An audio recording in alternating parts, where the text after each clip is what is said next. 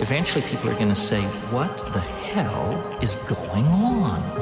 No matter how far you go into the dark, when you flip, you go exactly the same place to the light in our galaxy. Everything. Because everything is in balance. Everything is a polarity. I think it's just going to get weirder and weirder and weirder, and finally it's going to be so weird that people are going to have to talk about how weird it is. What the hell is going on today? It's Sunday and I'm disgustingly late. I do apologize. I'll be honest. Sleeping pattern is not good. It is not good. We scheduled the show for 11 a.m. Bangkok time and we woke up at 10 to 11, and you can't come on a live stream when you've only been awake for 10 minutes. You just can't do it. So I went and got a coffee. I think we're ready to do this now. I do apologize, and I do need to fix the sleeping pattern. I actually planned to fix it last night and get up at 9 a.m. like a respectable time, and it just didn't happen, unfortunately. I really do have to fix it though, because it's ruining my productivity. One thing at a time, people. One thing at a time. Also, in terms of fixing things and improving the stream, I've been saying I was going to get an Ethernet cable because the stream has been getting a little bit spotty and dropping out. Went and got an Ethernet cable. Fantastic. Laptop doesn't have an Ethernet port. So I'm not sure what to do about that. I guess maybe there's like an adapter or something. I don't know. I'll have to look into that. But yeah, got the cable. Forgot that I don't have anything to plug it into. So that's fantastic. Stevie with 8 months. 8 months and proud of it. By far my favorite place on YouTube. Loving the merch. Going for a second order. Appreciate your continued hard work. Stevie, my man. Never change, brother. Love you, man. Thank you for all of the support. And yes, enjoy that merch. Link is below and right there if you want to check it out. Mickey says, happy birthday, Krista. Yes, Krista, happy birthday. The big 50, I believe. Congratulations on making it. Big love to you. Let's get some love in the chat for Krista. Rambro gifted a membership. Thank you very much, Rambro. Legend. Jane Kelly says, love your channel. Thank you very much, Jane. I appreciate you being here.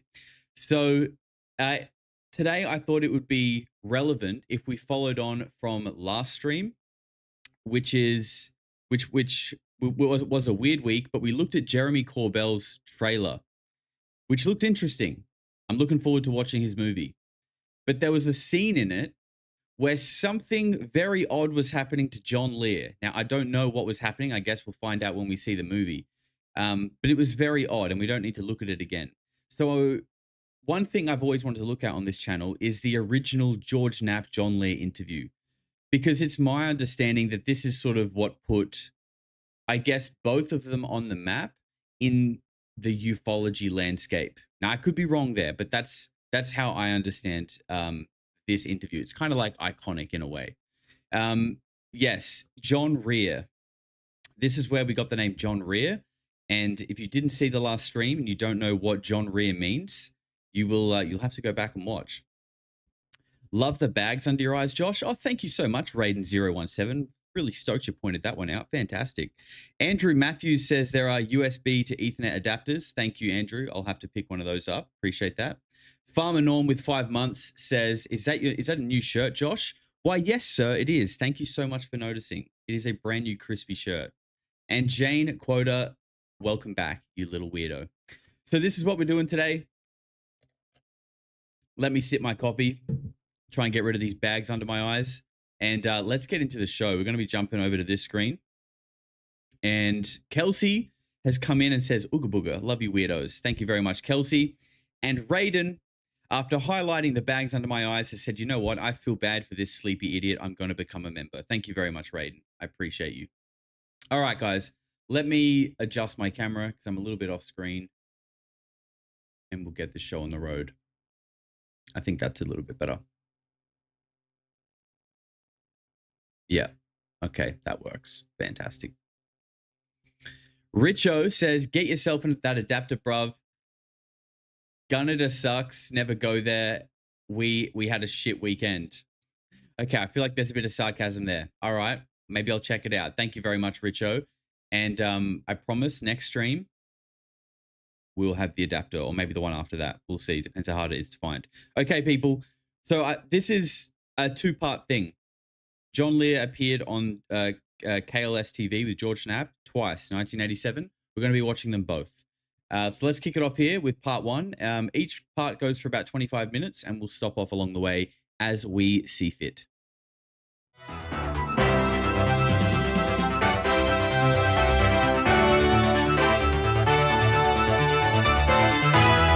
Hello and welcome to On the Record. Those of you who joined us last week were probably amazed, as I was, by some of the latest research in the field of UFOs.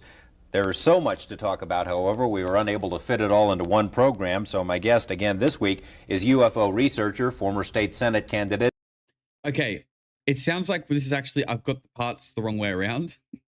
So I'm going to switch them because it would make sense, right? We should watch the first time he appeared rather than part two. So let's switch that up. My apologies.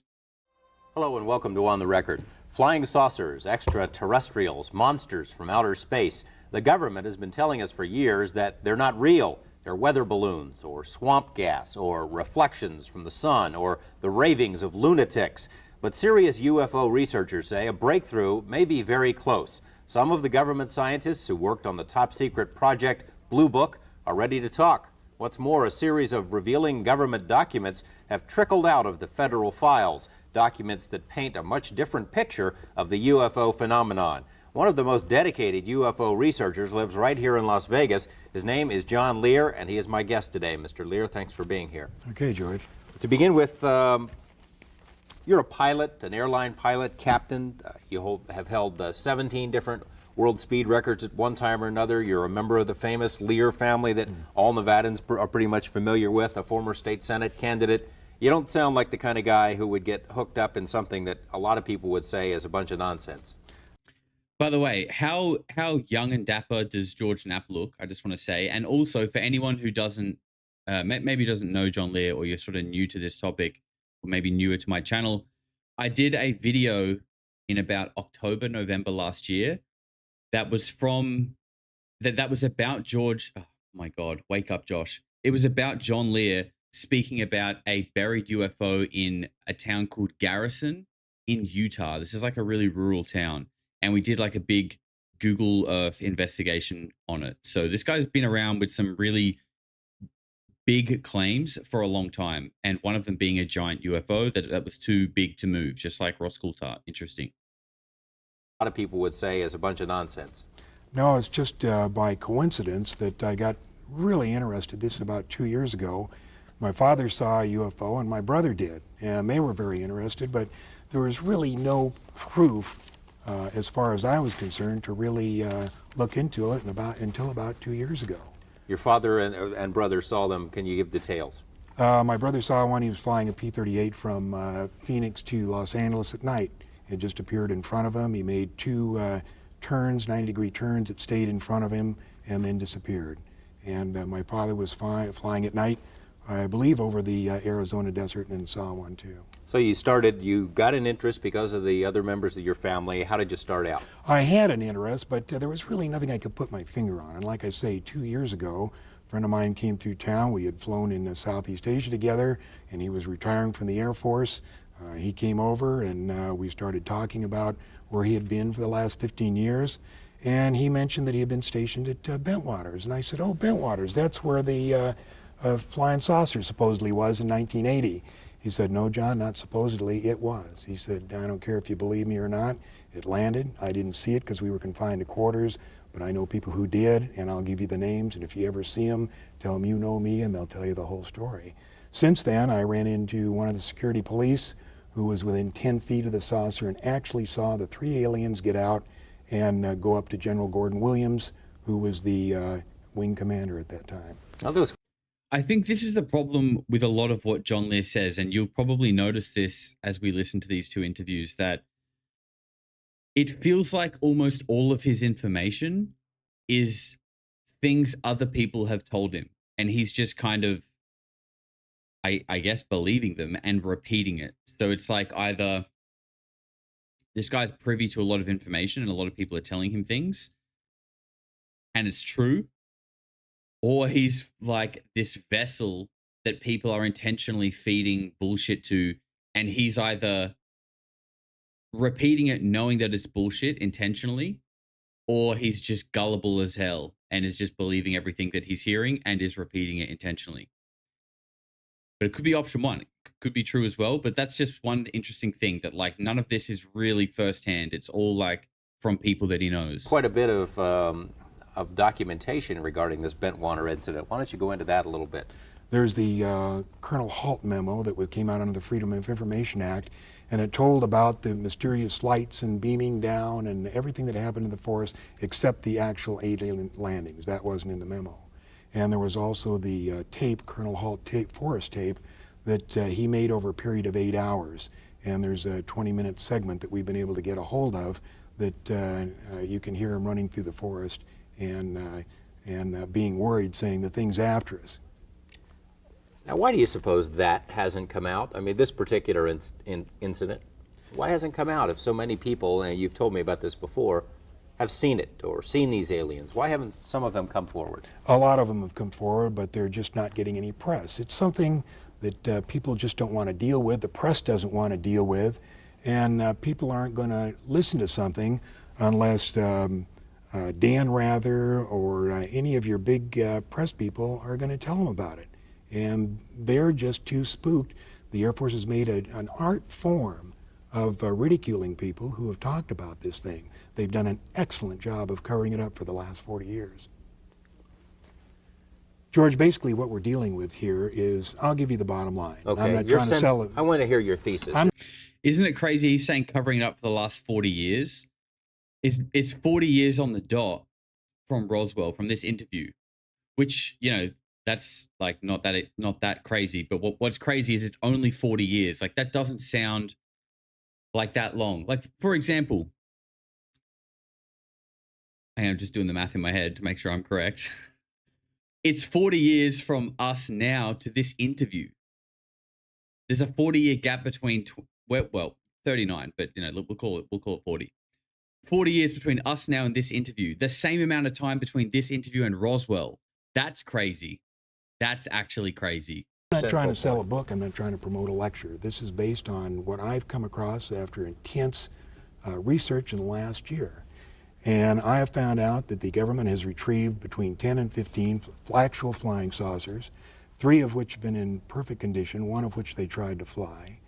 They have between 30 and 50 alien bodies in cryogenic storage. Okay. We even have the name of the person whose job it is to show these bodies to the heads of state and the people who are authorized to see them. They represent at least 5 different civilizations. I can't imagine a Dan Rather or a Tom Brokaw, if that were to come to their attention, a story of that magnitude, that they wouldn't do something with it. Well, I can't answer that question. I don't know why they don't do it. There certainly is enough evidence based on what I've looked at. For instance, the Linda Moulton Howe documentary in Denver for the CBS affiliate there, called A Strange Harvest. Since 1975 to 1980, when she made the documentary, there's at least 9,000 cattle mutilations. Now, the government said that the mutilations were normal. Your desert predator did these, but they weren't. The mutilations, I think we have a picture of these somewhere. Maybe we can see that as you're talking. Well, that's the next picture. There we are. This is the mutilation. New Mexico State Police did the research on, or the investigation on it, and they cut out certain parts with and the cut was made with a laser beam far sharper than anything we have. As a matter of fact, they were able to determine that they cut between the cells and didn't cut the cells themselves. We presently don't have this kind of technology. And apparently we still don't. What's interesting is that the mutilation, like the cattle mutilation side of ufology has kind of always been there. Like, everyone's always known about this. And I guess Linda Moulton Howe is one of the earlier researchers that really went in that direction of investigating that side of it. And it seems like she was one of the earlier examples of someone who just got, you know, like, not infiltrated. Basically, when their research gets just like taken off the rails.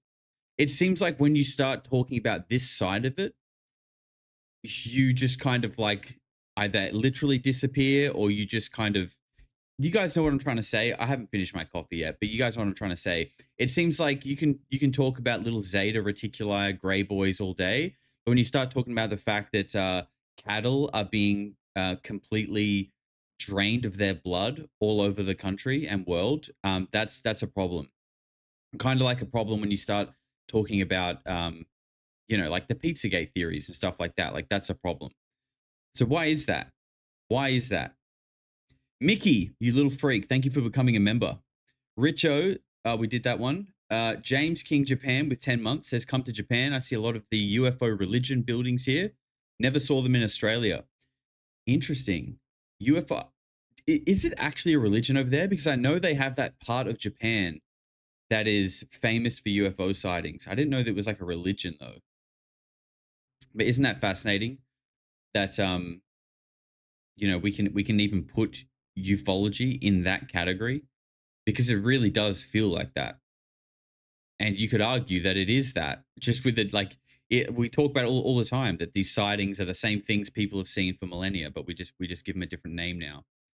Or maybe with the knowledge and understanding and language that we have today, we just project different meaning onto it because we're just co-creating with it. Richo says, no, seriously, bro, we got robbed on the first night. Never go there. Okay, noted. No sarcasm. Thank you, Richo. We won't be going there. Jane Kelly, you weirdo. Thank you for becoming a member. And Cindy Hills put in $10 for the love of the game. Didn't even leave a message. Thank you, Cindy. Well, if we don't know that we have this kind of technology, or you and I don't know that we don't, but that doesn't prove necessarily that it's ET. No, except that there's usually a visual sighting of a flying saucer or a strange light at each one of these sightings. Okay, you mentioned the saucers and the bodies. Now, what kind of proof do you have that is true? How do you know that? Well, let me take a look. Let me read to you first what the Air Force says about the bodies. First of all, I'm going to read from the Introductory Space Science, Volume 2, Department of Physics, United States Air Force. This is Chapter 13, Unidentified Flying Objects. Now, this is what the Air Force has the students at the Air Force Academy read. And it says, the most commonly described alien is about 3.5 feet tall, has a round head, arms reaching to or below his knees, and is wearing a silvery spacesuit or coveralls. Other aliens appear to be essentially the same as Earthmen, while still others have particularly wide wrap-around eyes and mouths with very thin lips. And there is a rare group reported to be about 4 feet tall, weight of around 35 pounds, and covered with thick hair for clothing. Members of this last group are described as being extremely strong. Now, I'm not making this up. This is an Air Force. You can pick out an Air Force physics book and read this stuff. And at the end of the chapter, they go on to say, this leads us to believe in the unpleasant possibility of alien visitors to our planet, or at least of alien-controlled UFOs. Now, the picture that we have of the big head that the Air Force describes, this picture was drawn by an Army surgeon. These are one of the bodies that was recovered in the famous Roswell incident of 1947. Tell us about that. It was the first flying saucer that crashed and was recovered by the Army. Yes, Russell, I was thinking the exact same thing. It looks so much like the classic Lamb drawing, the Aleister Crowley, the entity that he was channeling. Crazy. Was covered up. There has been several books about it. They recovered. Ironically, he was out there doing the Babylon working at the same time. He was doing some weird shit out in the desert around this time. I really do wonder if they are connected. If all of that stuff is connected to what we now call Greys, UFOs. Like, I tend to think not entirely, but the timeline of things is interesting, and especially the drawings as well. But I wouldn't say that, like, Crowley is responsible for the entire, for the entire UFO phenomenon. That's a bit much, I think. 4 beings, and one of the surgeons that was responsible for the autopsy drew that picture and came up with some of these interesting things in the autopsy.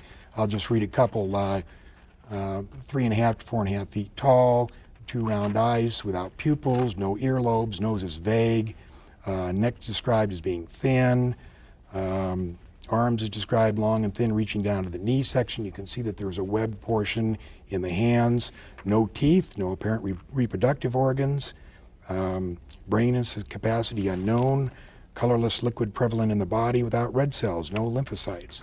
And there's more in that particular report. This is an autopsy report. And you said the government goes to great lengths, the Air Force in particular, to discredit this kind of stuff. Where did this come from? How did you get this? That came in a private, that came from the private collection of Leonard Stringfield, who was one of the premier researchers. He worked for the Air Force in the early 50s in a secret project reporting UFOs. Then as a civilian, he continued his private research, and this is out of his collection. Why does the government want to hide this? Why does the Air Force just come forward? Why doesn't, you know, why don't they level with us if this is all true? Well, there's not really much they could say based on what I've been able to find out. George, they're really, you know, what could they say about it?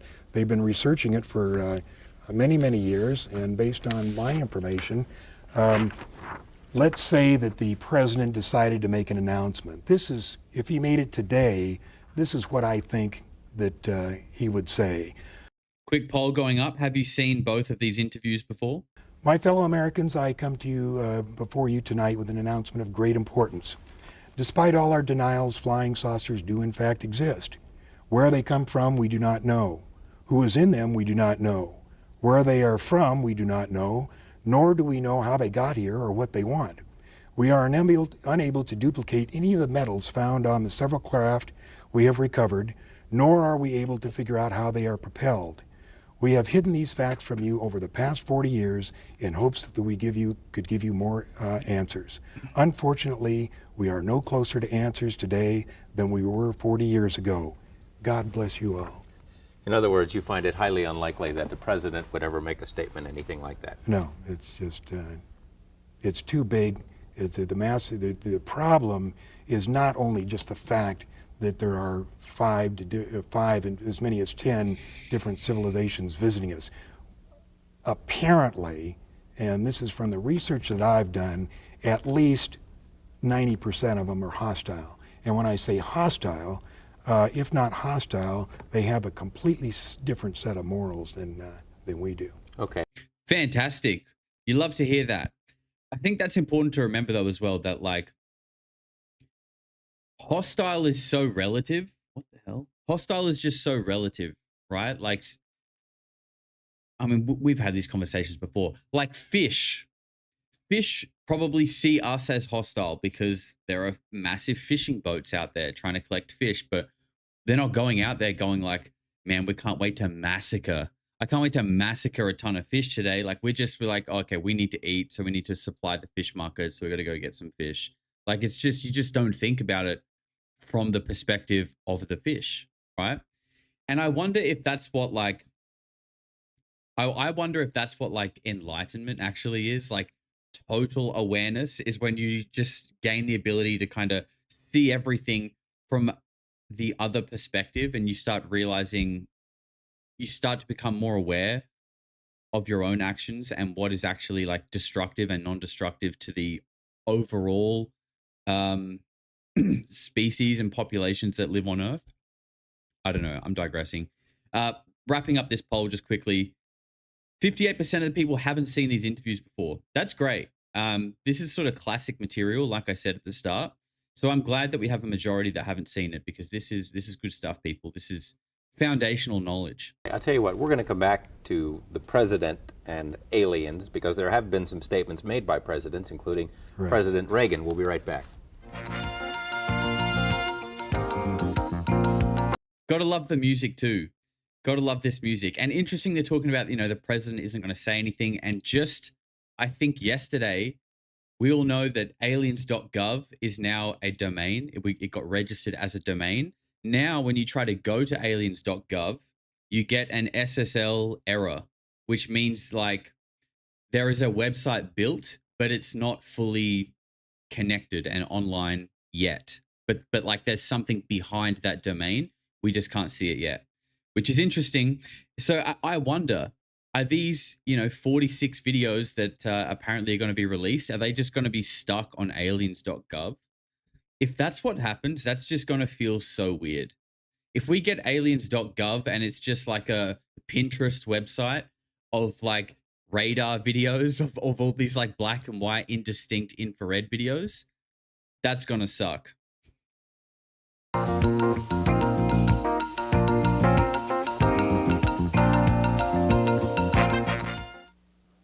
Welcome back. UFOs, are they real? We're talking with John Lear on the subject. Mr. Lear mentioned a couple of minutes ago about what the president might say about UFOs. Do you believe that various presidents have been informed about what you believe to be the truth on UFOs? Each president has been informed up to and including President Reagan. I'm not sure to the extent they are informed. Privately, I don't believe they are giving the full briefing.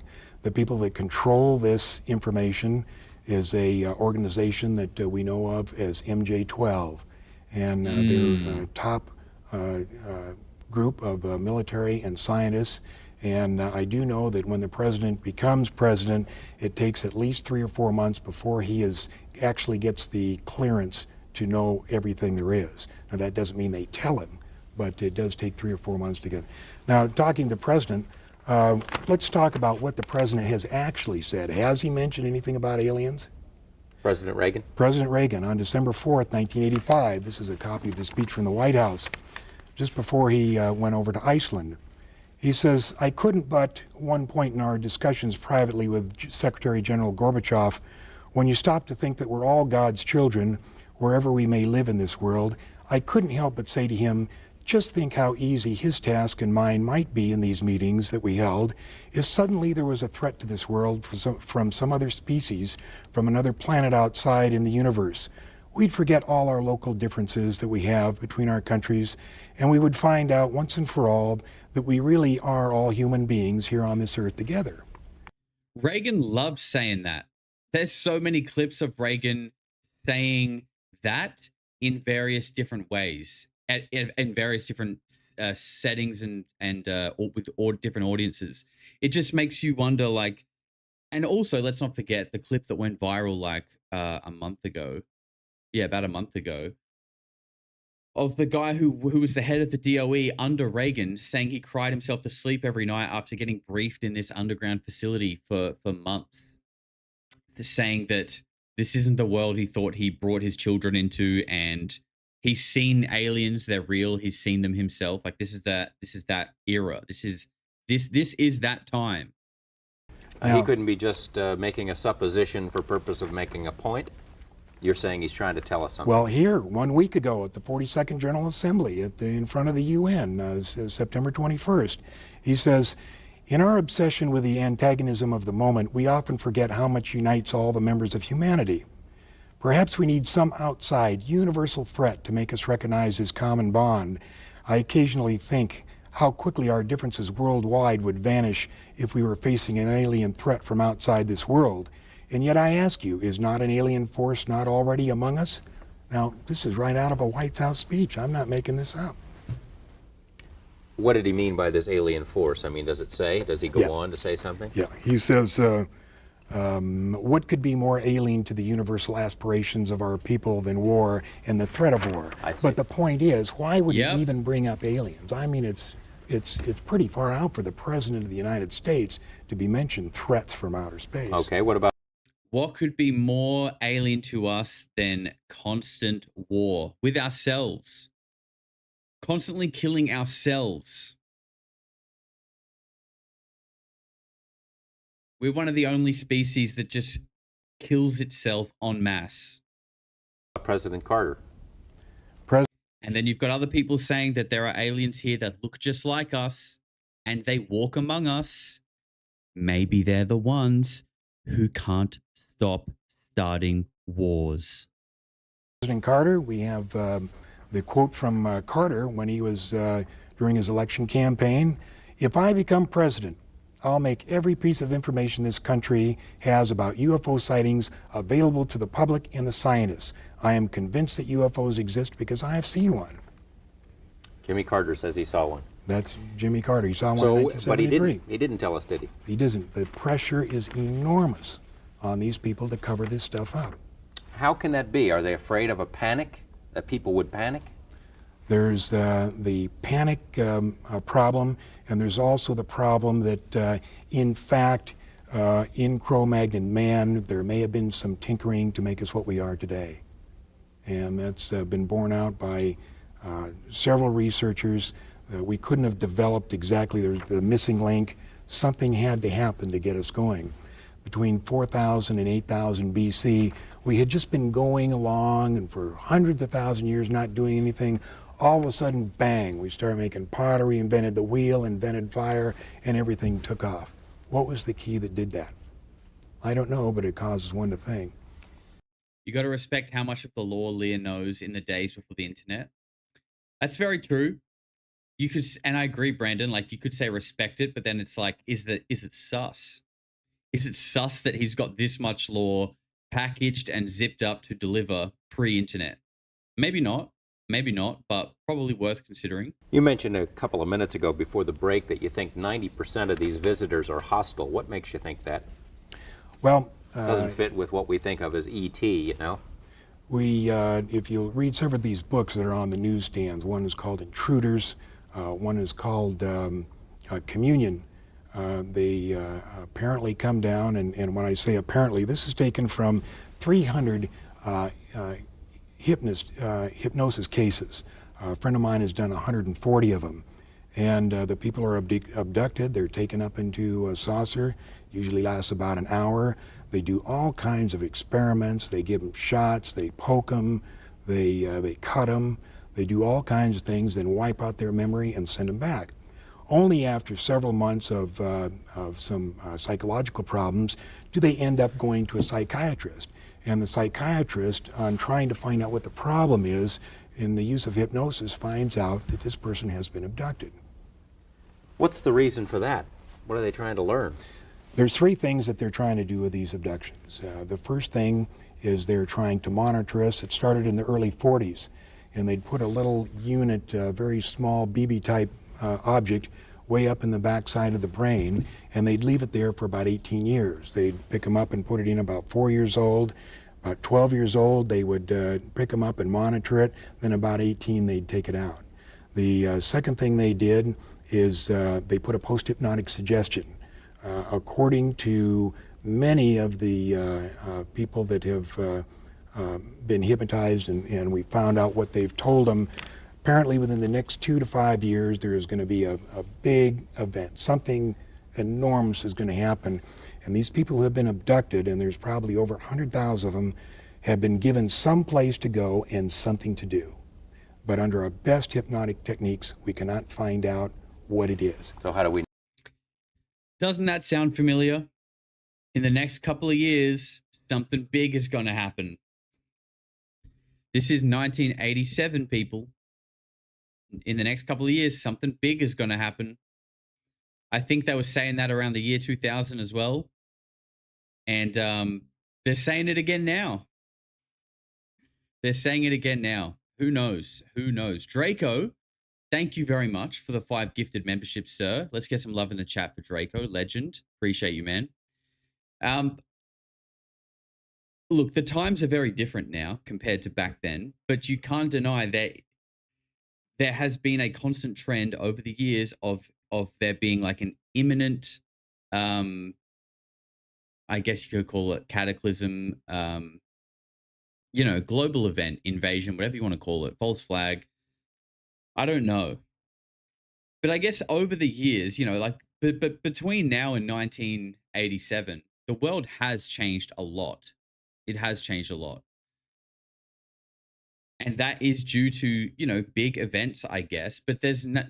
So is it, I guess what I'm trying to say is like, are these things that people say are going to happen actually happening, but we are interpreting them as some kind of like huge in our face global event that is like undeniable. Everyone around the world is aware, but they're actually kind of like more subtle shifts happening in the background, like string pulling that is changing the systems of the world and like changing the economy, changing the way we sort of live and interact with each other.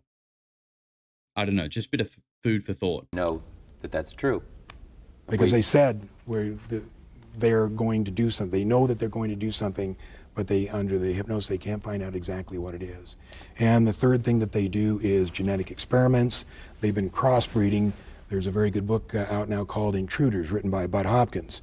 and it's about a crossbreeding experiment with a girl in Indianapolis. And they actually, the big head, what we call the big head in research, the little 3.5 foot tall with a big head, they crossbreed that with this girl in Indianapolis, and there were 7 children. And just last fall, before the book was published, they brought the oldest and the youngest to show to her, and they let her name all 7. Now, this book has been thoroughly researched by Bud Hopkins, and although it sounds strange, believe me when I tell you, you may not find out in a month, a year, 5 years, or 10 years, but you'll look back at what I'm telling you now, and you'll say to yourself, my gosh, the son of a gun was right. Well, where's this girl now? She's just living on a farm? She lives in town, or just outside of town. She just got married. Bud went to her wedding. We all know who she is. She gets along, just fine. It doesn't mean, just because she was abducted and gave him children doesn't mean it was the end of the world. It was just a part of her life. Why don't we see a lot of photographic evidence, as many cameras and video gear? Why don't we see a lot of that? There are a lot of them. Before you go on, I know the pictures that we showed in the beginning of this program, you say they're baloney, they're phonies. That's right. The pictures you showed at the beginning were called the Myers incident. It's called the visitors from Pleiades. And any ufologist worth his salt knows, and who has researched that case, knows that he cannot back it up with the negatives and the essential information to prove that something like that happened.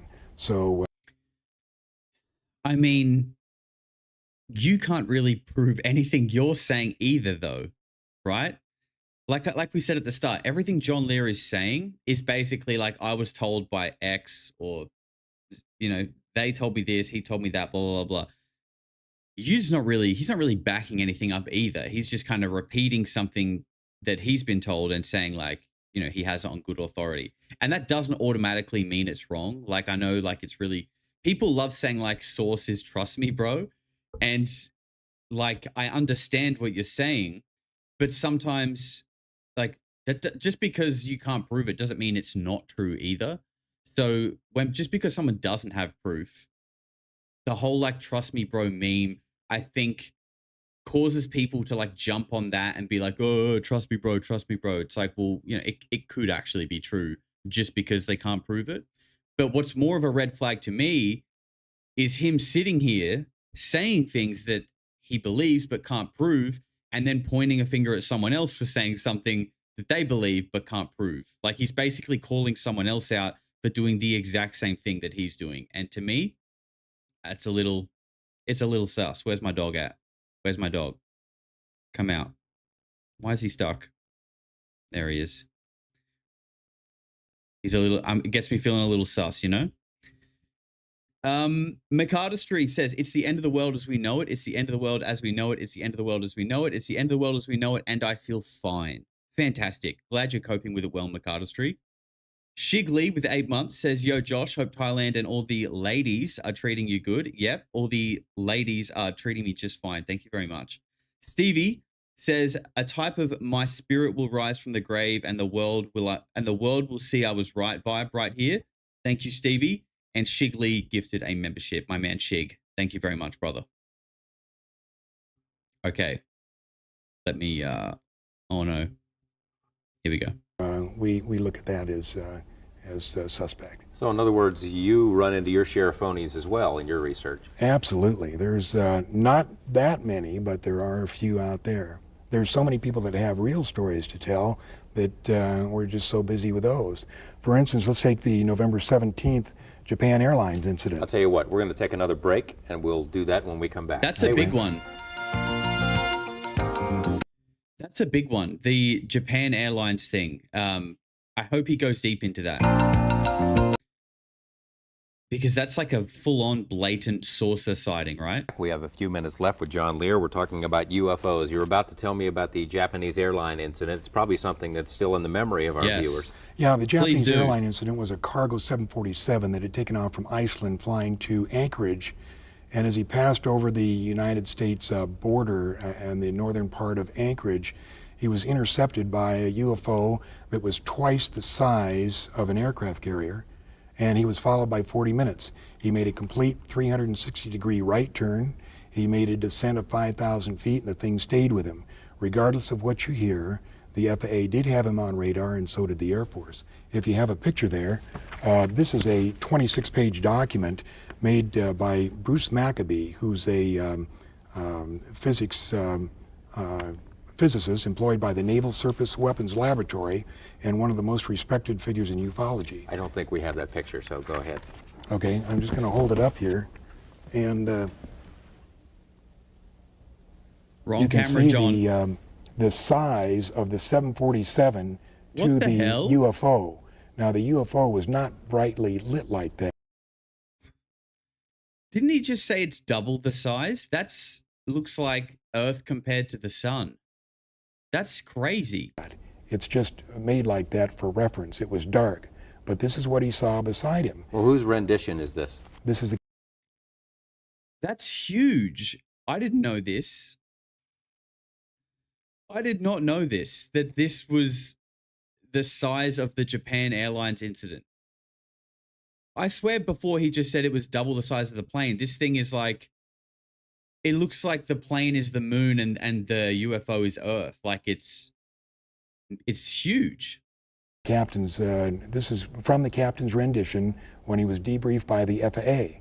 Now, certain UFO debunkers have said what he saw was the planet Jupiter. Well, He said it was double the size of an aircraft carrier.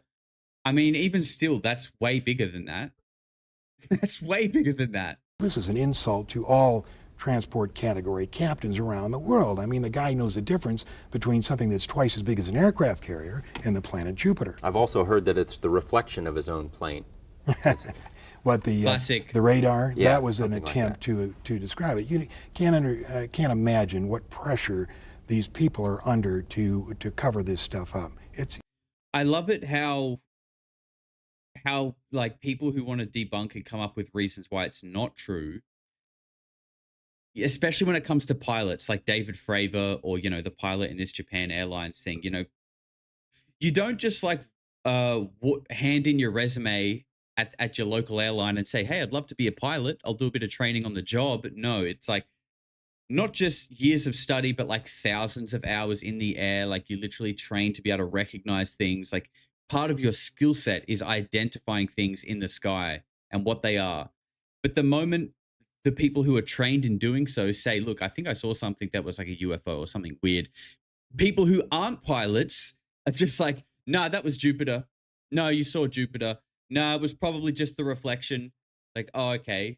I've only done like thousands of hours of training, learning how to spotting things, but now I'm apparently getting confused with my own reflection. Please, people, this is ridiculous.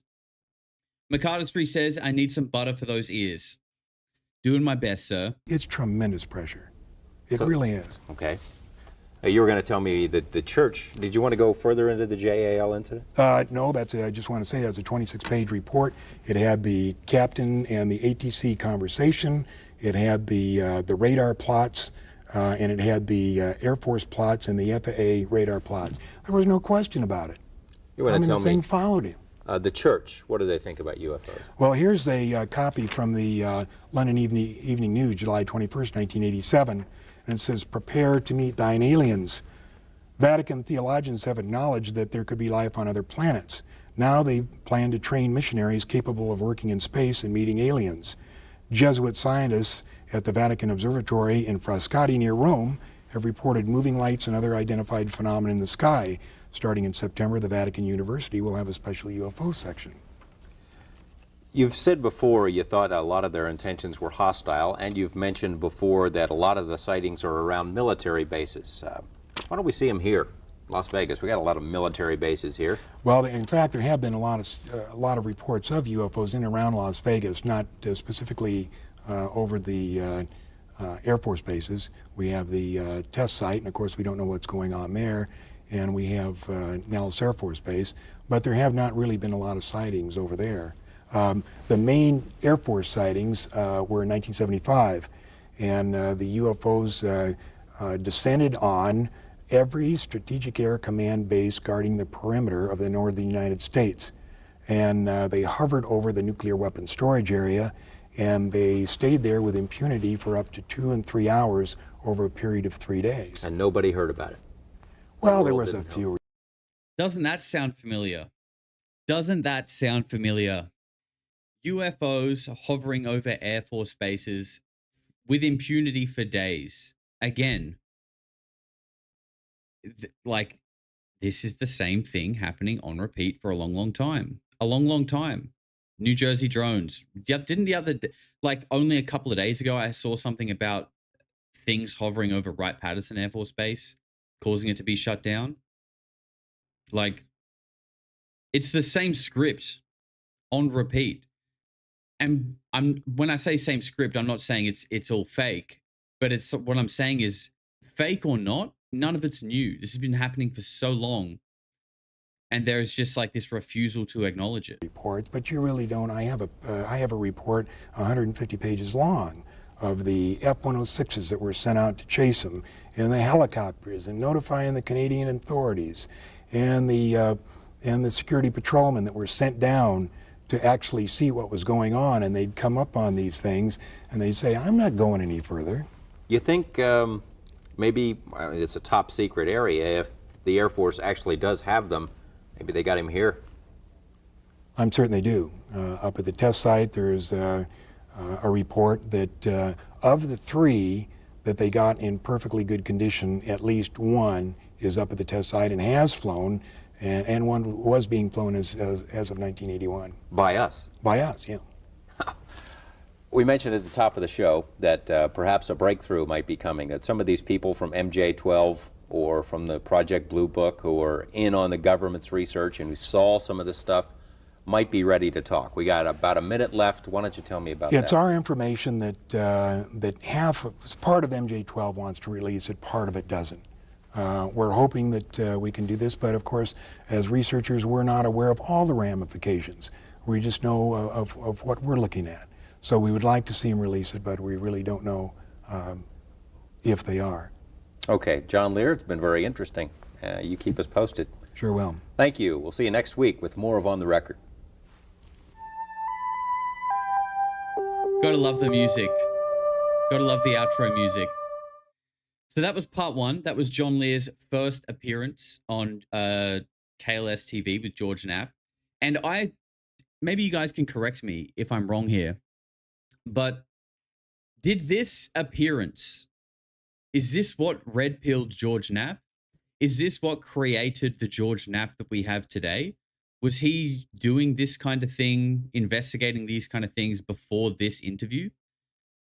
Because, like I said, it's my understanding that this kind of sent him down the rabbit hole, and he kind of then became the original UFO guy. Bob Lazar did. So, but Bob Lazar would have been a couple of, what was it, like a year or 2 after this, 89? Guess it's probably like a culmination of things, right? You hear all of this, then you get the Bob Lazar come out. Like it'd probably be a combination of all of these things that kind of get your head spinning a little bit, as I'm sure we're all quite familiar with, right? Interesting to hear him say at the end there that these things were being flown as early as the early 80s. I think he said 81. Because I believe that is the SDI, the Strategic Defense Initiative, the Star Wars project, which the public story is like, this is where they started introducing like laser weapons and particle beams and like all of this really like high-tech stuff. That's why they called it Star Wars, right? But according to Wendell Stevens, Colonel of the Air Force, that was a cover story. The lasers and stuff were just a cover story, and what they were actually doing were putting discs into orbit as a patrol. If that's true, like if that is true, I don't even know what to say or what to think. It must, I don't know, it must be like a breakaway civilization. If we've had discs patrolling in orbit in a military sense since the early 80s, it must be a breakaway civilization. I failed to think that like our militaries would have that tech and it not be, at least by now, seen some kind of advancement towards that. Do you know what I mean? You would think after 40 years we would be getting closer to that, but no, it's like it's kept separate. Kept so separate that when you perhaps start to discover something that could make you begin to build your own discs, you disappear or you die, right? Just like the 3-body problem, just like the 11 scientists and generals that have disappeared recently connected to UFO programs.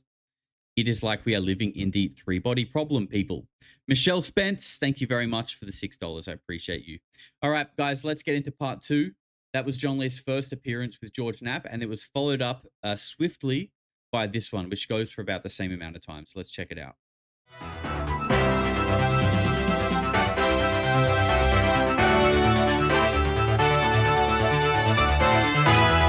Hello and welcome to On the Record. Those of you who joined us last week were probably amazed, as I was, by some of the latest research in the field of UFOs.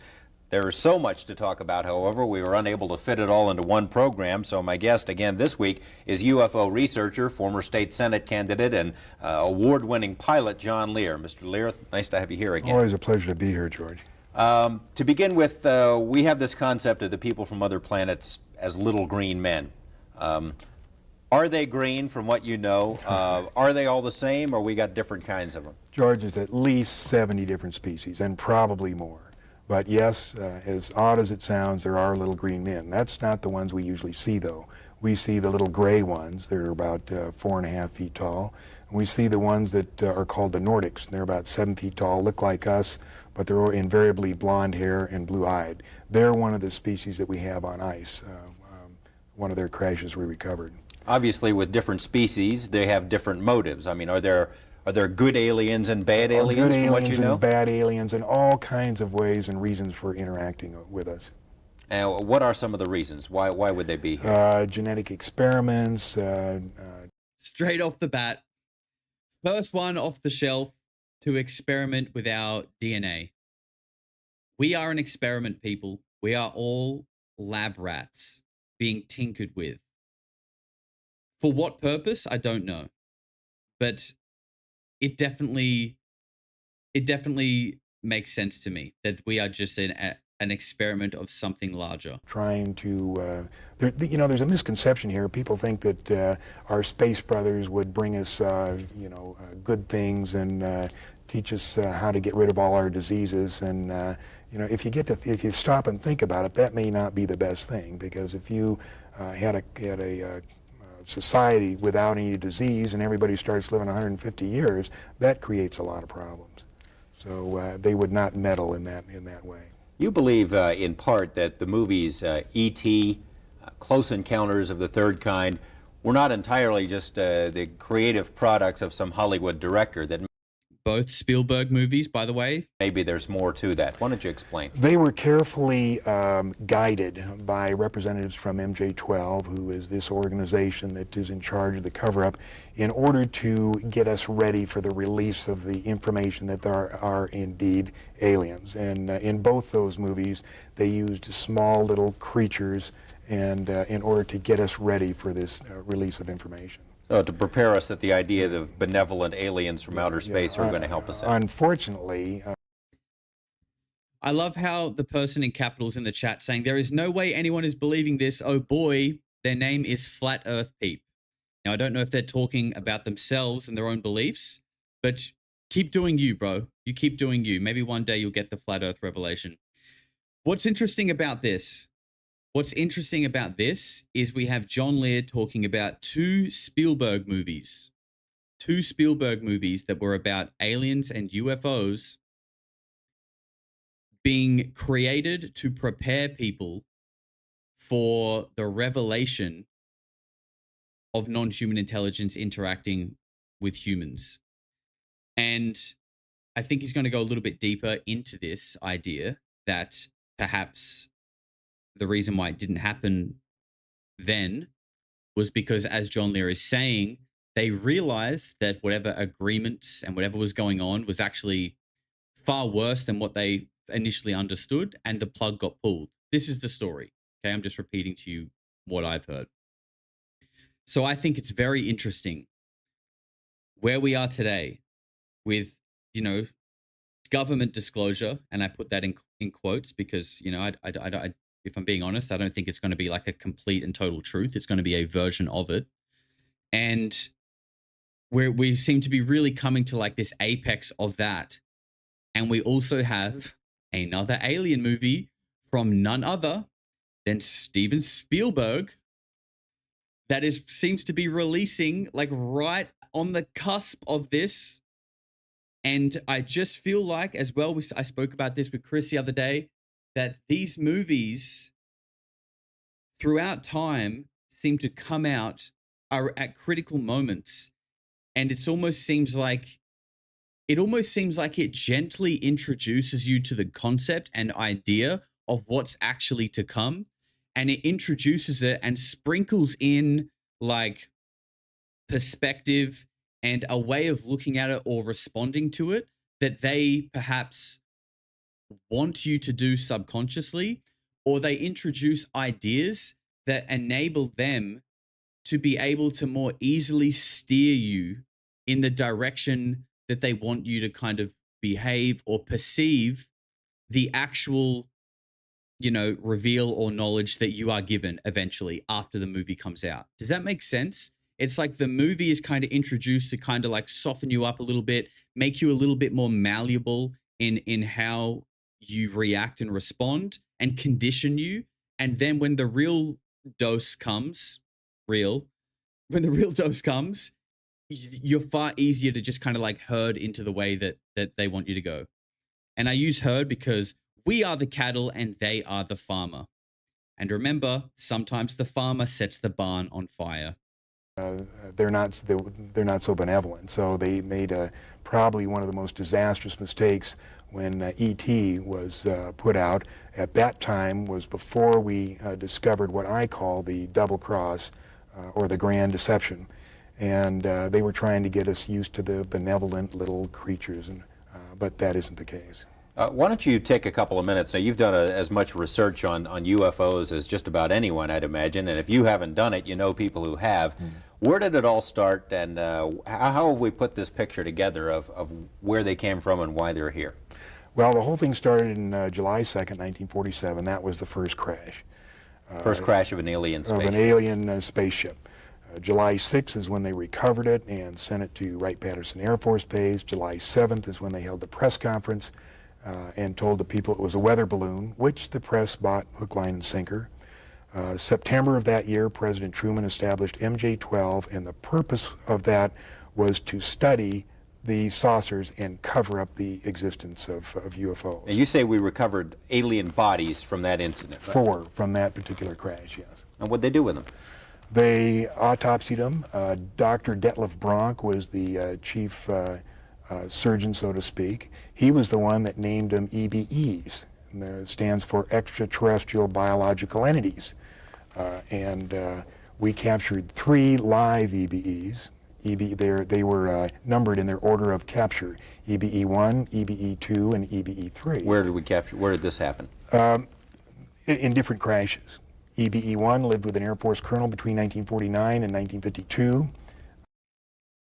EBE-1 lived with an Air Force colonel? Like, what, in his spare room? Like, what the fuck does that mean? What? Hey, EBE-1, come and crash at my place. What's that? You reek of ammonia, apparently, and you eat through by rubbing ointment on your skin, and probably riddled with disease and susceptible to picking up all of Earth's diseases. Come and stay at my place. I'll wash the sheets. The EBEs are kept in an electromagnetic facility called a YY-2. It was designed by a Dr. Eric Wang, who worked directly for Dr. Kissinger, who has been in this cover-up since the very beginning. The reason they had to create an electromagnetic facility is the fact that the EBE-1 was a hot Nordic. It makes sense now. Yeah. Yeah, look. We've all invited a hot Nordic back to our house at the risk of contracting disease. Come on, we've all been there. We've all been there. These are so advanced. They're at least 500 million years advanced from us, and probably more. They can move by thought. Move by thought. and they can also disappear. But they can't move by thought through electromagnetic facilities. So they built this facility. There was two, one in Los Alamos and one either at Edwards or up at the test site. At Groom Lake, Nevada. At Groom Lake. Now there's still one EBE still living, EBE3, and there is a videotape that eventually is going to be released to the public, and it's an interview with him. As hard as that may sound, as hard as that may be to believe, there is a videotape of an interview with EBE3. And what is this language that the interviewers are I haven't seen the tape, so I don't know. But Is this yeah, he's talking about a recorded interview between one of these EBEs and the military. Is this like the Matilda McElroy thing, potentially? Or is it something completely different? I don't know. Maybe I'm conflating stories here. Let me know if anyone else was thinking that. Tempest with 7 months says, I believe we're being studied. Love you weirdos, Josh and Suki. Thank you very much, Tempest. Big love to you, man. Thank you for the 7 months. Toxic Fart says, Lear told Gaia that the moon was built around Saturn's orbit and towed here. The tow vehicle is parked on the dark side. Interesting. Okay, I've heard a lot of stories about the moon being brought here, actually. S-Tone with 3 months says, space may be the final frontier, but it's made in a Hollywood basement. Come from outer space to teach you about the Pleiades. Don't stop. She's magic. Is that a bit of Chili Peppers? Yeah, I see it. A little bit of Chili Peppers floated through that one. I like it. Shogun Order says they move by thought. Well, don't we all sort of move by thought, right? I get what he means, though. Just joking here. Yeah, that's true. That is very true. I see what you're saying, Shogun. I'm with you. But on this trip I told you I took gathering all this information, a guy in Albuquerque handed me 25 secret CIA memos. And if anything can be humorous in all of this, one of these memos, in the body of the text, it said, by the way, EBE3 wants to see the ocean. We better make the arrangements or he'll disappear again. So while he couldn't get out of this facility, he could make himself disappear and cause him a lot of trouble. Now, can they exist among us? Is that what you're saying, or do they have to have this special environment? They have to be able special to environment, special air. It's my understanding they can only last about 20 minutes in this air. You were saying also these gray ones are the ones that we see most of the time, and you said that most of that there are a lot of different motives for them being here. The gray ones, what kind of a deal we got going with them? Is that the bunch that you suggest? I'm sus because, you know, the whole like they can only last 20 minutes in our air. I'm sus because I just don't buy the idea that they're from like another planet or star system and coming here. I don't know. I'm not saying I will never think otherwise, but I just think whatever this is from here, and it's always been here, and it's more of just like a manipulative force that is small but strong and subtle and powerful. That's what I think this is. So the idea that they're from another planet and they can't really breathe here, and they, you know, they what do they need to wear, like a big fish bowl or something? Like, I don't know. I don't vibe with that. We've made a deal for military technology. Well, I think we made a deal with them, and their ultimate what they want to do is regenerate their own race. Now, apparently they've either had some kind of nuclear accident or they're on the backside of a evolutionary genetic curve, and they're going downhill instead of uphill. In other words, in the autopsies, of which I have 2, we found out that their digestive system is atrophied. They can't eat through their mouth anymore. You know how? See, it's got to be us from the future, because if we keep eating Wheat Bix, grain, and just sugar processed goy slop, this is where we go down the gray timeline. What is it, like P52 and P48? I can't remember which one's which, but I think if we do another 1,000 years of goy slop, our digestive system will atrophy, and we're going to start eating by smearing paste on our skin. Or we can become like the P52s, the Nordics, the beautiful 7-foot, blonde-haired, blue-eyed people. Well, these cattle mutilations, they take the hormones and the enzymes from those cattle and they spread it on their skin, and their skin absorbs the nutrients and then excretes the waste back through their skin. And if you read Whitley Strieber's book or listen to him talk, he's talks about when he's seen them doing this to their skin, and they're scraping the waste off. Now, these cattle mutilations, there's been a film made about that, and perhaps in a couple of minutes we can take a look at some excerpts of that. Yeah, Strange Harvest was a good one, but another thing that happened here on March 4th, there was a documentary released on the best UFO photos that have been taken so far, including 1 minute and 38 seconds of videotape. Now, what happened is in November, this guy took these photos, took it into the TV station. They thought it was great, but nobody would believe it. So they spent 3 months checking the validity of the, authenticating the videotape and checking out the credibility of the witness. And when they had it all down, they put out this documentary, 30 minutes. I mean, it's ironclad. They're here. But do you think it got on the network? No, it was just showed locally in Pensacola. We have some of that, and perhaps when we come back, we can take a look at it. So stay with us for more on the record. Yes, George. Let's go. School of SA says a Scooby snack for sus dog. Thank you very much. He says thank you. Again this week is UFO researcher John Lear. John, you say this documentary was put together in Florida recently, and it's some pretty stunning stuff. Pensacola, Florida, and they've had all kinds of physicists and scientists look at the film. It's absolutely authentic. There is Charlie says, I live in Pensacola. What the hell?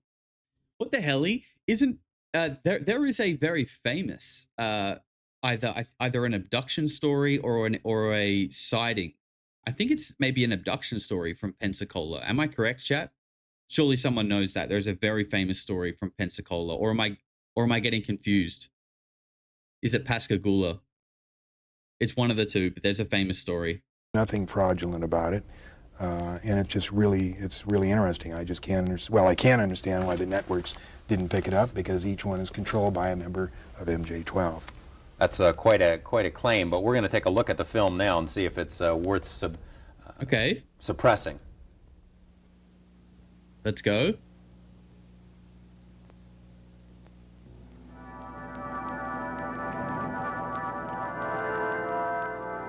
Things were very normal around the house. Just a normal evening. My wife says she's got to run to the store. Anyway, I'm sitting at my desk. Out the window, I noticed something, a glow. It is Pascagoula. Okay. Are they close? Are they close to each other? I got up and walked around outside and looked. It just didn't look like a helicopter or an airplane. I realized that it was not something normal. I thought of calling the police, and I said, well, I better take a picture first. I had no feelings I was going to be, hurt or anything. I took 4 shots and ran out of film, and again in my mind, take some more pictures. I ran back in, took the last package of Polaroid film out, opened up and crammed it in there, because the thing's flying around out there, get it quick. It either saw me or whatever. I love how, UFO footage and film that was taken in the 80s is like equally as good today. It's like we're getting the same kind of quality from our military radar systems is literally producing this kind of tier evidence. Because it started coming, it altered its course. It started coming my direction. That was November 11th, 1987, about 6 o'clock in the evening. A Gulf Breeze resident who insists on remaining anonymous took these photographs. Charlie and Doris Summerby say they saw the same thing that night over East Bay. And suddenly, Dory said, look, what's that, Charlie? I'll be down. There were portholes. We saw. Is this like, let me make this a little bit bigger so you guys can see it better and we can talk about it. Is this like, sorry, you guys can't really see my mouse, but it seems like on the bottom there is like the normal disc shape. And then it seems like there's this like kind of semi-translucent bubble above it. And then there's like a little peak on the top. Like, is that whole thing meant to be a craft, or are we just looking at this little bright sort of cylinder shape at the bottom? Because you've got like that, then you've got this sort of translucent bubble, and then you got the little peak up here on the top. It looks like a funny hat. Yeah, that is interesting. Initially I was just looking at the bottom half, and then I realized that it kind of looks like there's more to that. It's like a weird lamp, Russian tower. Yeah. All right, let's keep watching. Portholes of light coming out of the portholes. And over the next 3 months, many more pictures would be taken. Wow, this is the same thing with this one. There's this like weird, I don't know, I don't even know what you would call that, but it's like you can see this some sort of light distortion is probably the best way to explain how that looks. It's like it's nothing solid, but it doesn't look like any of the sky around it. There's like something weird happening with the light. By different people. Ceiling light? You know, it actually does look a lot like a ceiling light in a window, to be honest. Yeah, they actually really do look how a ceiling light looks in a window. That's very true. And you know, I'm not saying this is what it is, but the light that you can see that I guess is the UFO, and that what we were just calling a light distortion around it is like the light reflecting immediately on the ceiling and then having some kind of like interaction with the glass on a window. That's sort of what it looks like. But it could also be a UFO. I don't know. But that does track.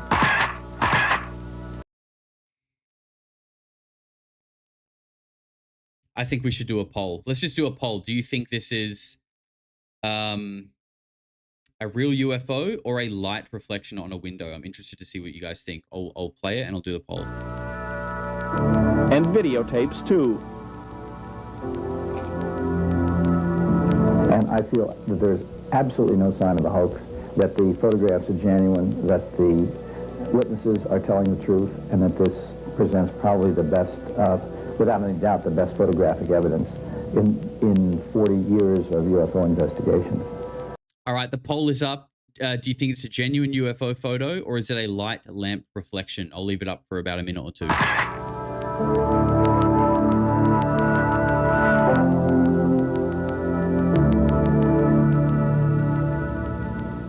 As this series goes on, we see a lot more of that videotape evidence. Yeah, there's a minute and 38 seconds of it, and it's pretty interesting, interesting stuff. We've never seen that before, have we? It's great. And on one morning, he goes out with his camera, and 3 of them show up, and he has a spectacular shot of 3 of them. And on one of the shots, they tip the saucer so that they can see up in the inside in the bright glowing ring of however it's powered. Take it that's not a weather balloon. The government wouldn't contend it's a weather balloon. No, that's for sure. How does the government explain this, or has anyone ever put the question to them? Nobody's put the question to them because they've still got their stock response is the Air Force quit investigating UFOs in 1969. What do you suppose that bunch wanted? They knew pictures were being taken of them. Why were they hanging around there? It's got something to do with what's going on now, and I can't even fathom what's going on. But so basically, you have no idea. It's funny when people give answers like that. Well, basically, it's just, what's going on. So, it's like, okay, just say you don't know. It's okay to say you don't know. No one expects you to know everything. You're only human. It's okay to not know things sometimes, Jonathan Lear. Okay, we're going to wrap this poll up. Wow, 51% of you guys think it's a lamp or a light, and 49% of you think it's a UFO. That is polarity, ladies and gentlemen. Fantastic. You know what's interesting is that if it is actually a lamp or a light, that means John Lear came before Lou Elizondo. That means John Lear walked so Lou Elizondo could run. And that showing pictures of lamps, reflected lamps and cornfields has been happening for a long, long time, people. This is just the old playbook coming. I've told you guys, it's just coming back around. It comes back around, but it's on such a big loop that sort of, you get a generation or two in between. So when the story comes around again, you've got fresh eyes, fresh heads. They think it's all new. But then when you dig deep into the past, you realize that, no, this is a story that is on repeat. And, it feels like if you go back and just watch some of the first episodes of the X-Files, and you realize that the information that is in the X-Files as a fictional TV show is the same little spooky stories that also come through Disclosure. So it's like, are we just getting like, is all of this just the X-Files in 5D? Like we are in, we think it's real because it's all in our podcasts and all this stuff, but it's actually just entertainment. It's a TV show to keep you occupied while Lockheed Martin can keep building their Tic Tacs in peace. Do you know what I mean? It's just like the same ideas, the same stories on a huge loop. But every time the loop comes around, not only do you have new eyes and a new generation, but you have a new format. You have a new medium to put the psyop through. The first time it was like, talk shows and soap operas. Not that it's a soap opera, but you know what I mean, like a TV series. Now it's like podcasts and politics. That's the new medium for the psyop, because that's where people are engaged. That's what has people's attention. And when it comes around again, it'll probably be some other medium, and it'll be a new generation, and they're going to think it's all real too. And by the way, I know I'm sounding pessimistic here. I completely believe that this stuff is real, but I just am extremely sus that anything that we're being told is like real truth. Because for me, it's like, why now? Why after 80 years now do you suddenly feel like telling us the truth? Like, that's weird. And it wouldn't feel as weird if you just prefaced it with an admission first. Do you know what I mean? Like when someone's been lying to you for a long, long time, and then now they're suddenly like, okay, no, I'm telling you the truth now. It's like, well, hang on. Explain the lies. Explain why you covered it up. Fill in the blanks for the last 80 years of when you've been lying, and we've sort of known that you're lying, because I'm really hesitant to believe anything you say now, because you haven't actually really taken accountability for the 80 years of lies. So please do that first, and then I might be inclined to believe something that you're telling me. Do you know what I mean? Just a little bit of accountability would be fantastic. It shouldn't be too long before we find out. A lot of stuff has happened in the interim between July 1947 and that incident we just saw. You were going to bring us up. I was going to tell you that a lot of Air Force pilots and planes have been, the pilots have been killed and the planes destroyed. The first one was the Thomas Mantell crash, January 7th, 1948. He was in a P-51 and he was chasing a flying saucer, ordered to chase one, and he got up to it and said, "Oh my God, it's huge," and that's the last thing they heard of him. 1948 was the second crash of a flying saucer near Aztec, New Mexico. 1950 was the third crash near Laredo, Texas, about 30 miles inside the Mexican border. 1952, we had 2 weekends in a row where the UFOs flew over the Capitol, Washington, D.C., buzzed the White House. Despite pictures and radar confirmations of the objects, the Air Force said it was a temperature inversion. Now, did this ever make the newspaper back in 52? It made all the newspapers, but it's been such a fantastic mental programming that we've been forced to forget this. It was in the papers. It was one of the most spectacular UFO events in history. 2 weekends in a row. In the newspapers, I don't know if you've gone back and looked at the newspapers from that era, but how did the newspaper people explain what it was? They told the Air Force line it was temperature inversion, but they had pictures of them. And gotta love they it. said it was temperature inversion. And what happened? The old temperature inversion. Your temperature inverted to the correct temperature while Venus was in retrograde, getting lit up by swamp gas, and there was also a Chinese air balloon crossing the horizon at the same time, and that's actually what you saw. And after that, what's next?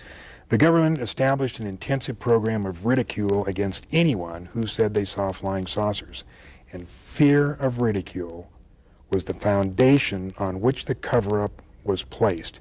Nobody likes to be ridiculed. Oh, this is it, people. This is it. The fear of being ridiculed is the biggest psyop of all time. The fear of being ridiculed is the biggest psyop of all time, and it's almost like that is the invisible prison. That is seriously the invisible prison that reinforces the Matrix. Because people are so indoctrinated and conditioned to think a certain way, believe a certain set of things, that thinking or even considering anything outside of that gives them so much anxiety to even voice those thoughts that they don't do it. And therefore, everyone is now stuck inside this invisible prison because they're scared to get outside of that. And by get outside, I mean with their thoughts, with their mind, because they're programmed. But what's interesting is, especially, more and more today, when you maybe are brave enough to just voice some of those things, I'm telling you, people, you will be so surprised by how many people are like, yeah, no, I was thinking that too. Like, it's like, so way more people are thinking the same way as you, but most of them are too scared to actually say it out loud. And I believe the more people are brave and speak up, the more it's going to fill others with confidence to begin to be like, no, actually, I don't want to live in a fucking psyop. Thank you very much. And it will create a ripple effect over time. But it takes people being brave. So just say it. Just fucking say it. Because nothing feels better than just being honest with who you are and just saying what you feel over suppressing how you actually feel because it feels safe. Trust me, just say it. And they built that fear into anybody so that nobody would talk about it. In 1952, Eisenhower was elected. He was briefed by Hillenkotter. Eisenhower, being military, took steps to ensure that the secret was kept. Because of his military background, he made it more military-oriented than, say, a civilian president would have. And it's this, I think, that has let his actions let the real power of the executive office slip through the hands of the president into MJ-12. And sorry, by the way, within reason, okay, look, if you've got a job interview on Monday, don't walk in and go, Yahweh is Baal, aliens are here, 2027, the world is ending. Like, think about where you're saying these things and who you're saying them to and when to bring them up. But don't be afraid. If you feel the opportunity comes to say it, say it. Say it, but, within reason. Don't sabotage your own life to say it. And we've got a copy of, I think, outside of that document where Eisenhower is briefed in that. He was briefed, and he set it up. And interesting thing, in late 53 or early 54, Eisenhower witnessed an alien demonstration of technology and power at Muroc Dry Lake, which is now called Edwards Air Force Base. How do you know that? How did you get that? We have witnesses who were there. Who say the president was there seeing? The president was there. There's an English guy. He passed away. He either passed away just recently, but before he did, he was the last living person who was present at that meeting. And he said that Eisenhower told the aliens that the world was not ready for him. And nothing happened until the first part of the 60s. Several more crashed in the 50s. In 1960, Kennedy was elected. Eisenhower was the last president to have a full briefing on the alien problem. There was a disdain of elected officials throughout the intelligence and military communities, and they just didn't like elected officials. So every president since then has not had high enough clearance to know the whole problem. Now they know there's aliens, they know we've recovered saucers, and they know that we're trying to get technology. But there are certain other things which probably only about 25 people on the face of this earth know. Now on April 25th, is John Lear implying he is one of those 25? Because that's always a bit sussy. I'm sorry. Maybe he's not, but it's important to remember that a lot of people find John Lear a bit controversial, full stop, right? And I get that. Some of the stuff he says is pretty wild. But I also think that there is probably elements of truth within the things that he's saying as well. And I think that's why this stuff is interesting. Not only to look back 40 years later and, the change of times and the way things have developed to what was being said back then, but also to try and pick at and decipher what resonates as a collective and what doesn't. Joshua gifted 5 memberships. Joshua, you're a legend, sir. Thank you very much, brother. Let's get some love in the chat for Joshua. Resident compound chef, by the way. 1964 was the first official communication between our government and the aliens. 3 saucers landed there by prearranged agreement. It was filmed by 5 high-speed cameras, 68,000 feet of film. The reason we know this is because in 1972, when they were going to release the first information about UFOs to the public, a very knowledgeable writer, his name was Robert Emenegger, was asked by the agency to write a documentary, which he did. And they were going to release this thing, and we had the whole history of the UFOs, and the last part of the documentary was the footage of the saucer landing. But in 1973, when they're ready to go, we had Watergate. And they were faced with two problems. Number one is they didn't think the public could handle two traumatic experiences at the same time. And number two, they thought that the public would perceive this picture of aliens and spacecraft as a ploy by Nixon to divert the attention from Watergate. So they... Well, they were probably right about that one. They feared they feared announcing the truth about aliens. They feared that people would hear that and go, this is a fucking psyop distraction from Watergate. I think they were pretty on the money with that.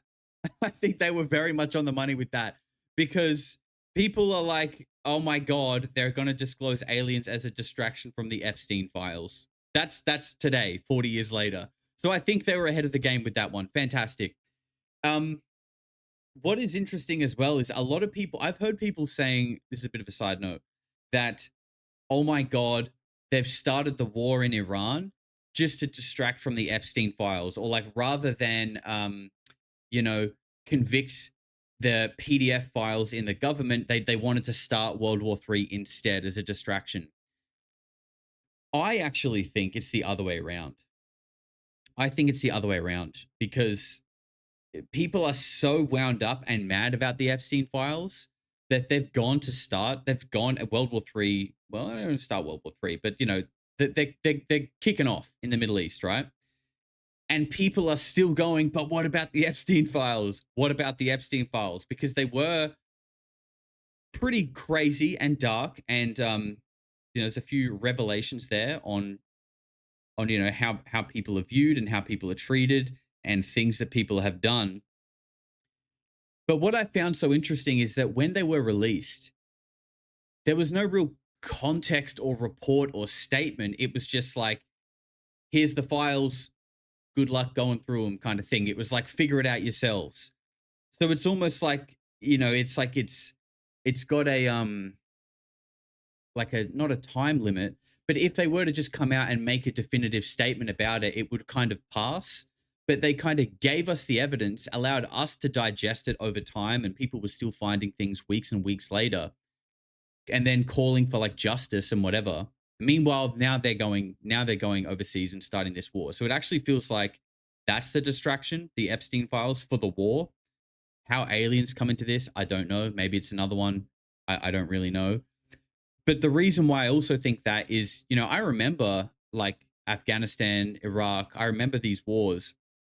It was all you saw on TV. It was like all you would see. Proper prime golden era psyop, right? Golden era of the psyop. Now, like we hear all this sort of stuff through like weird channels. You don't really see it though. You don't really see it. You just kind of hear what's going on. You hear Trump going like, open the fucking strait, you crazy bastards. Like he's tweeting these things, but we're not really seeing stuff.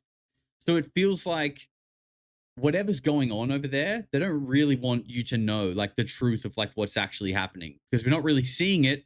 And we've got all of this other crazy shit like aliens and the Epstein files and Baal coming out. Meanwhile, whatever's happening over there is happening. And I think it's because they don't want us to really know or understand what's really happening over there. Because it's probably far worse than the version we're getting. That's just my opinion. Richo says, if Rubio becomes president, then he will absolutely have the clearance. Marco Rubio, is he... I thought like JD Vance was going to be the next president, or that's what people are saying. I mean, who fucking knows? I don't know. It's all a psyop anyway. Shelved it. The documentary actually came out. It was narrated by Rod Serling, but instead of the real footage, they had drawings of these flying saucer landing, and they said, Rod Serling says, let's consider an event that could possibly happen in the future or may have already happened.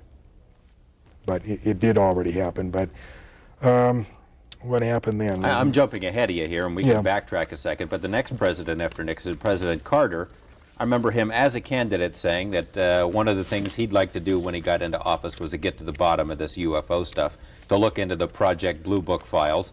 Absolutely. and to let people know, basically to open it up and let people know if it was a hoax, it's a hoax. If there's something more to it, but he never did that. No, he said when he was during his campaign, he said, if I become president, I'll make every piece of information this country has about UFO sightings available to the public and the scientists. I'm convinced that UFOs exist because I've seen one.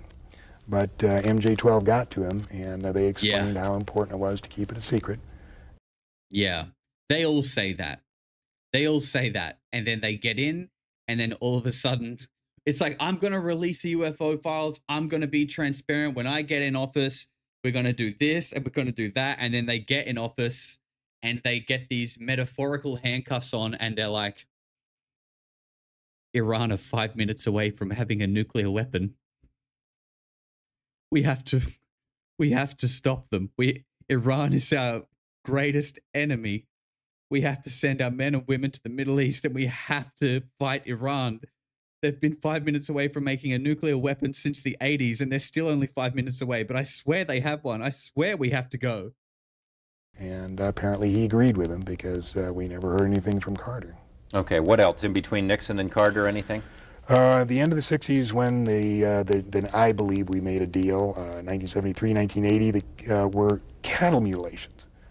14,000 cattle mutilations all over Canada, United States, South America, and we believe that they used the parts of the cattle for food or genetic experiments. And there was a documentary made by Linda Moulton Howe called Strange Harvest. Okay, perhaps we can take a short break. When we come back, we can go to that because I think it's a little bit long. We'll be right back. Josh doing a Starmer imitation was really good. That wasn't necessarily anyone in particular. It was basically just every Five Eyes leader. John, perhaps you could introduce it. It deals with the 14,000 cattle mutilations that happened. That's right, and we were particularly prevalent around Colorado, New Mexico, Arizona, and Utah. And it was a documentary made by Linda Moulton Howe for the CBS affiliate in Denver. And let's take a look at that now, a piece of it. Colorado are going to die each year from hard winters, disease, lightning strikes, predator attacks, and other natural causes. But in northeastern Colorado, another favorite spot for the mutilators, Tex Graves, former sheriff of Logan County, insists the 93 mutilated carcasses he investigated were not natural deaths. The very first one we had was southwest of Sterling. When we first looked at it, it was just unbelievable that you could take an animal and do this too without leaving some. I can't even tell like what I'm looking at here other than some kind of mutilated carcass. I don't really know what part. But what I am noticing is that there's like visible blood there. And one of the things you normally hear with these cattle mutilations is there's like not a speck of blood left anywhere, which is so interesting. Like, how is that even possible? Some kind of track, some kind of evidence behind, such as cigarette butts, matches, handprints, footprints, but there was nothing. The animal looked almost horrible, and it was something that I didn't really want to believe then. And there was, we probably had 5 or 6 others before I really did believe something strange was going on. We had one up north where we believe the animal was paralyzed and was alive when it was being mutilated. An eye and an ear, the tongue, the rectal area was taken out, but the animal dug a hole with its head, but none of the other parts of the body moved, not even the legs. It dug a hole with its head. It's hard to tell in that photo, but that's so weird. And he said that they think it was alive while they were doing it, which again, like, you know, I won't go into this rant again, but I think, you guys know, I think all of this stuff is connected. I think the stuff that we hear about, you know, on Epstein Island, grape soda, drinking blood, adrenochrome, I think that stuff is real. And I think that cattle mutilation and the removal of blood is real. And I think that they're connected in some way, because they serve the same purpose somehow. I don't know, But I think, I think that people who are like worshipping Baal and interdimensional entities and highly interested in cutting edge science and physics, Epstein, etc., and then you've got the phenomenon displaying cutting edge beyond comprehension physics that also seems to be interested in blood, that those things are connected. Like, I don't think that's an outrageous thing to say. So it's interesting to hear that this guy thinks that they were alive, because we hear that when adrenochrome is extracted, it is adrenalized blood because the victim that is being taken from is being essentially tortured. And, it's being removed while they're conscious, and that adrenalizes the blood. So could this be the same thing? Could the blood from cattle mutilations be the LA ice to our Coca-Cola? Do you know what I mean? It's just like that bottom shelf brand when there's no Coke in stock. Not even the legs. 6 north of town on a very hard pasture, almost like hard brick. We found tripod marks 12 inches across. The tripod marks were 14 feet apart. We found one set that had gone in the ground roughly 8 inches. And it would take a good post hole digger or our shovel to dig in like this. It indicated something very heavy had set down in this area, yet there was no tracks leading from it nor to it. Almost nightly when this was going on, we could pick out a very brilliant, huge, brilliant light in the sky. We had a newsman take pictures of it with a very high-powered lens, but all we got out of this was the movement of it and the light showing very brilliant. Several times we observed smaller lights come out of this aircraft and then come down toward Earth. This huge, brilliant light would hang in the air, and then when it would move, it could move up and down, backwards, forwards, travel very rapidly. And after a while, these smaller lights would join up with the larger one, and then they'd disappear. Lou Gerardo is the chief investigator for the district attorney's office in Trinidad, Colorado. Extraterrestrials are the ones mutilating animals. What do you think the implications are then for this planet? Throughout the mutilations, all of us involved have been concerned with the possibility of the mutilations going from animals to human beings, understandably. Thank God to this point it hasn't happened. Whatever they're doing with the portions of these animals they are taking, I haven't the slightest idea. There's a reason for it. It's not haphazard. There's a pattern to it. I don't know. I think it's a wait-and-see game. What else can we do? If we do have beings from outer space doing this, with the capabilities to do things like this, what can we as a human race do? If they... And that is why you don't get disclosure. Because no one who is a figure of authority wants to go, yep, there is nothing we can do about this. It just turns out it seems like we have been born into some kind of control structure. And when we try to breach the pen and hop the fence with things like 0-point energy, we get a very big smack on the wrist. And we don't know where the smack is coming from. We don't even know how they smack us, but they do. And there's nothing we can do about it. We are the cattle, and we are in the pen, and we are basically under the control of the farmer. The farmer who loves to also set the barn on fire sometimes. It's the same guy. Have the knowledge and the technology that it looks like they have. We're powerless. So maybe it's a wait-and-see game. I can't see anything else to do. Well, he says the mutilations have not gone from animals to humans yet. You agree with that? There have been some humans. It's a very, very sensitive subject. I'm going to steer away from that. Isn't there stories that in the Roswell crash, there was human body parts recovered? I feel like I've heard this. I don't know where or whose version. Maybe Giorgiani. I don't know. Someone said that in amongst the debris were multiple alien bodies and human body parts. I don't know if they were in parts because the craft crashed and they were ripped into parts, or if they were literally like, you know, in the freezer and the freezer got smashed open and out came all the body parts. I don't know. But I will tell you that since the beginning of this year, there have been over 200 animal mutilations on Long Island. It's supposedly a big secret.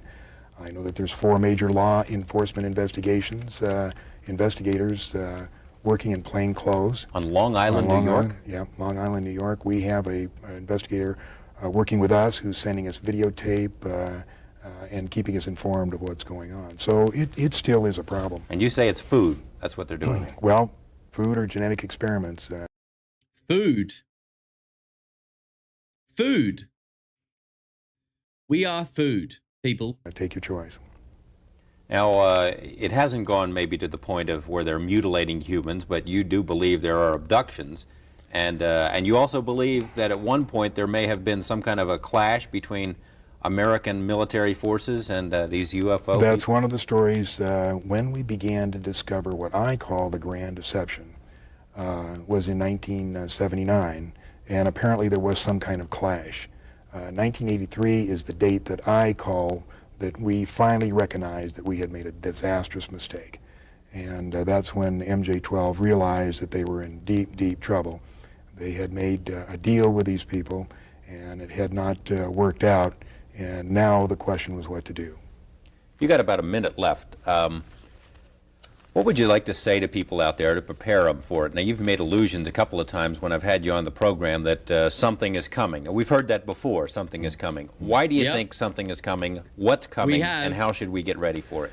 There's really no way to get ready for it. The reason I think it's coming is because I have contacts within the government that tell me that they're bracing themselves for something, but they're not going to tell us about it. George, maybe the cover-up was in our best interest, maybe not.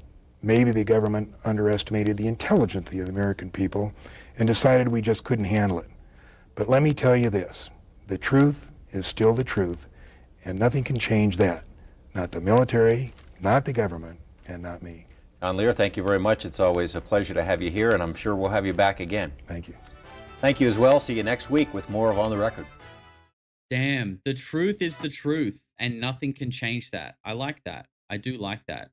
I think the biggest takeaway, I mean, there's a lot of interesting stuff in this, right? Let me find a good screenshot for John, friend of the show. Okay, he loves to look down. We'll have to roll with that. There we go. What the main point of bringing a lot of this up, I mean, both the interviews were fantastic, and I really enjoyed them. There's so many good nuggets in there. But why I thought this was really interesting is the connection to Spielberg, alien movies. You know, him talking about the fact that it was post these movies, E.T. and Close Encounters of the Third Kind coming out, that, you know, Majestic and these high-level people realized that whatever treaty agreement that was made, they had basically been screwed over. And, like, you know, what that is, who knows? Was it you can abduct X amount of people in exchange for technology? I mean, there's no doubt, there's no arguing about the fact that since Roswell, the technology curve just hockey sticked, right? It's gone crazy. So you have to say, like, just if you just look at the timeline of history, something happened. Something happened.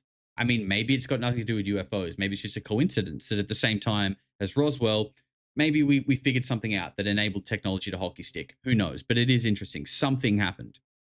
And at the same time, you start to get a ramp up in all of these abduction stories. People saying they've had these weird, like, encounters with beings. They can't tell if they're asleep or dreaming. All of this kind of stuff. And you also hear about hybrids. You hear about hybrids as well. And you know, pregnancies, things like that. So it makes you wonder,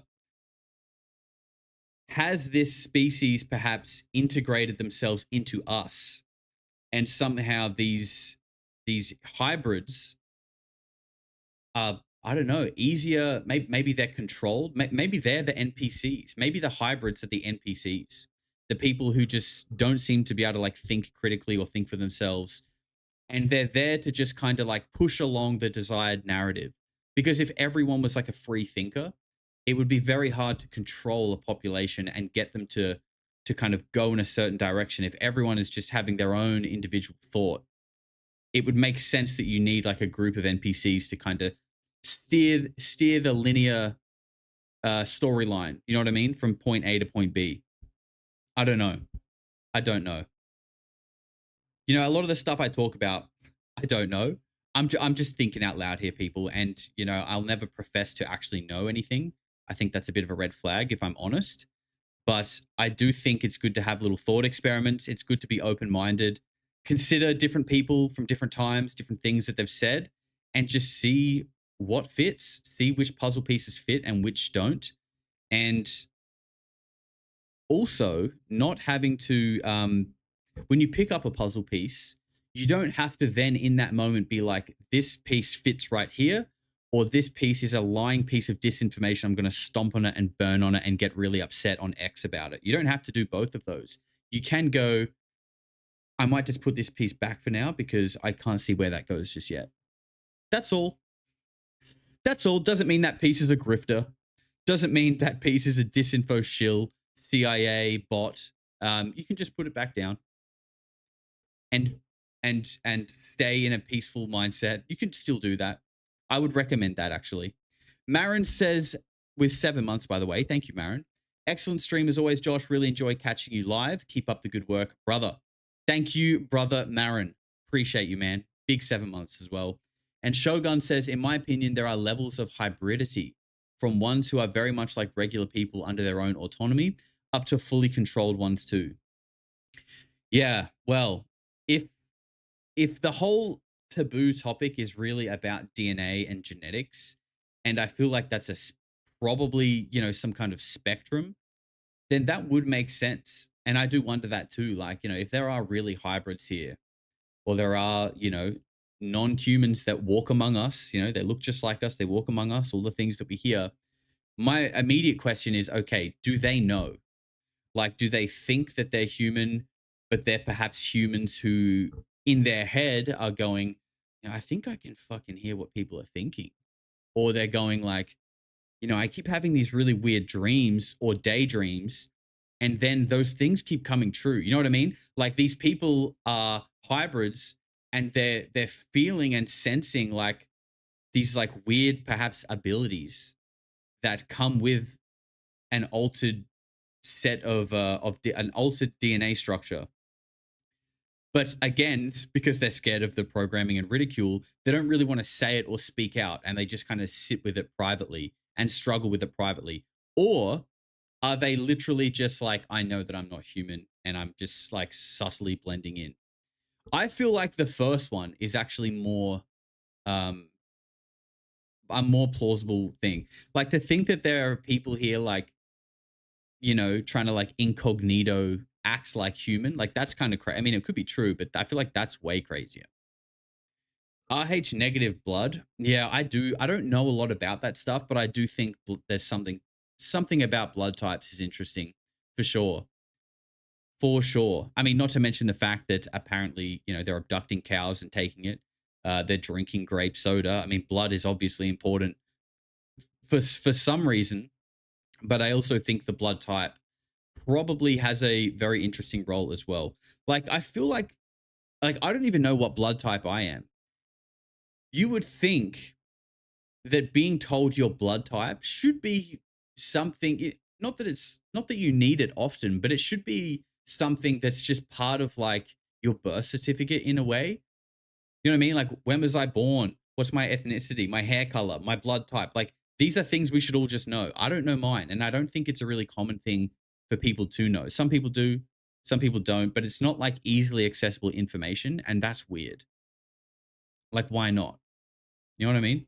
Snail Burner says, I love all you weirdos. Thank you very much, Snail. Love you too. And go get Dave now. Just threw in a super chat with no comment, just for the love of the game, people. And I appreciate that very much. Guys, I hope you enjoyed the stream today. It was a lot of fun, as it always is. We're going to be back tomorrow, probably the same time. I'll try not to be late, though, tomorrow. It seems like the stream went through without too many issues, at least not as many as yesterday. That was bad.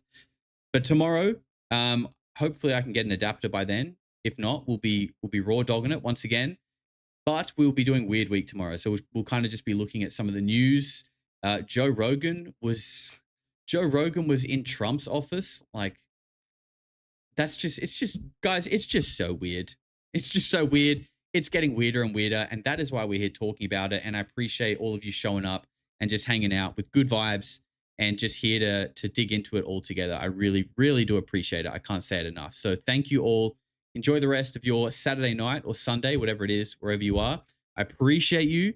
I love you all. Stay safe. Make sure you're getting outside, touch some grass, and I'll see you all tomorrow at the same time. Peace. Eventually, people are going to say, what the hell is going on? No matter how far you go into the dark, when you flip, you go exactly the same place to the light in our galaxy. Everything. Because everything is in balance. Everything is a polarity. I think it's just going to get weirder and weirder and weirder, and finally it's going to be so weird that people are going to have to talk about how weird it is.